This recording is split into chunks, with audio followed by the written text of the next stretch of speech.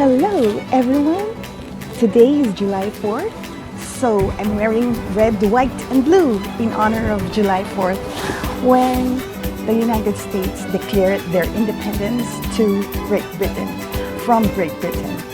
So my topic is going to be on retirement when a person declares his or her independence from her workplace, her boss, her office mates, everyone where she's been, working for the longest time in her life. Now she's finally, or he's finally free and retiring. So this is going to be my topic. And I chose this one because I realized that a lot of my friends and relatives are now at that age of retirement. The last one being Beth Joquino, and I offered a message for her, which I'm going to recycle. And then, my sister's also retiring this October. So it's that age now where everybody, around me are about to retire, are retiring, or are retired. So this message is specifically for these people and how to deal with this upcoming, whatever, retirement, or if you're there already, how to enjoy it. Okay? Happy Independence Day, everyone! This video is dedicated to people about to retire, are already retired, or at the fringes of retirement. I myself will be 62 years old this December and already at the fringes of retirement. So these lessons are as much for me as they are for you. First of all, accept and enjoy this new phase in your life. You very well deserve it. Adopt and grow as we move through life. Remember that aging is not a problem nor a sickness. It is living a full life. If we focus on the negatives, then we will start feeling all the aches and pains, both internal and external. Maybe we will stress about our high cholesterol, or maybe it's our fatty liver, or our rheumatism, or our bloated abdomen. My gosh, so many things to worry about and so little time.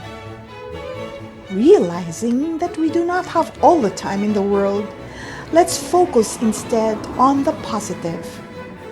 What is more important anyway? Our wrinkles and crow's feet? Or the joy we give our children and grandchildren as we smile towards them? Never mindful of how deep our laugh lines have become pronounced? Let us forget in the moment. Forget the regrets of the past and the worries of the future.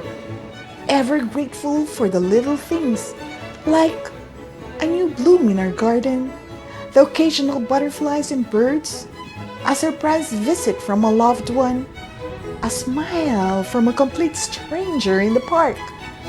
Make this trivium matter more by enjoying and being grateful for them, rather than being upset or annoyed by trivial matters like maybe a messy sink, not getting the attention or expected response from a loved one, not having the right ingredients in the refrigerator.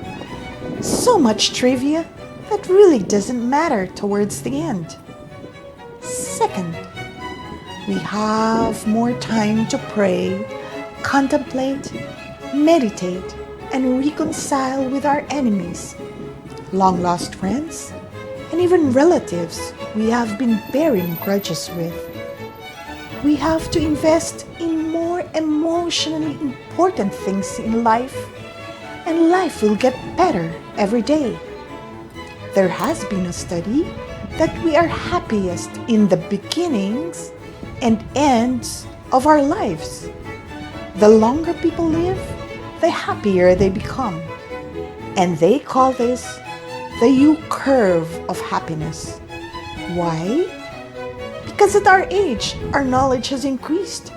We are more broad-minded than during our youth.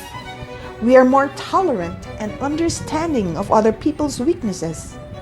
We have less stress and we are more relaxed. Yes, we do feel and engage in sadness sometimes, but now we are more accepting towards the feeling and we manage to see the bright things of life, the brighter side of things, knowing that there are always two sides of the coin. Thirdly, let's downsize. It's time to give away non-essentials and other stuff we don't really need to other people who may need them more than we do. When we purge, we feel lighter. After all, we cannot bring all these worldly possessions and even precious collections with us in heaven. Besides, the less house or valuable stuff we leave behind, the more secure we feel when we do things we love to do.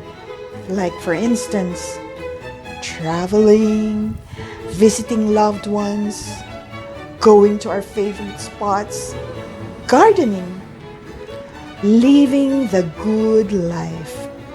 Live is a verb. So let's do it. Lastly, since we now know that 70 is the new 40, so the ordinary 70-year-old will have decades more of life to live. Let's give it the quality it deserves by exercising regularly, eating healthy, and doing mental gymnastics, by learning new hobbies, the ones we have always wanted to do. It's time to cultivate the creative juices of our minds, like painting, music, writing, learning a new language. Let's do it. Again, studies have shown by the lead researcher, Dr. Maura Boldrini, an associate professor of the Columbia University in New York City, that older people have similar abilities to make thousands of hippocampal new neurons from progenital cells as younger people do. But it remains only as an ability and cannot become a reality if we do not jumpstart our blood into circulating into our hearts and our brain and feeding our brain with new learnings. In conclusion, let us accept and love all the things that our body will undergo. Let us live with a sense of purpose and remember that we are as exciting as we were 30 years ago. After all, we are still the same person, but we are better.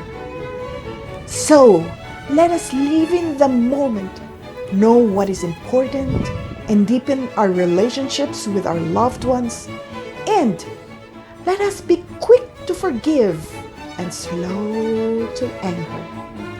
Now is the time to cultivate the creative side of us, explore the world, and share the outpouring of love from our hearts to others, and leave a legacy of happy memories to the next generations, who will be the future old people, for they too will grow old like us someday.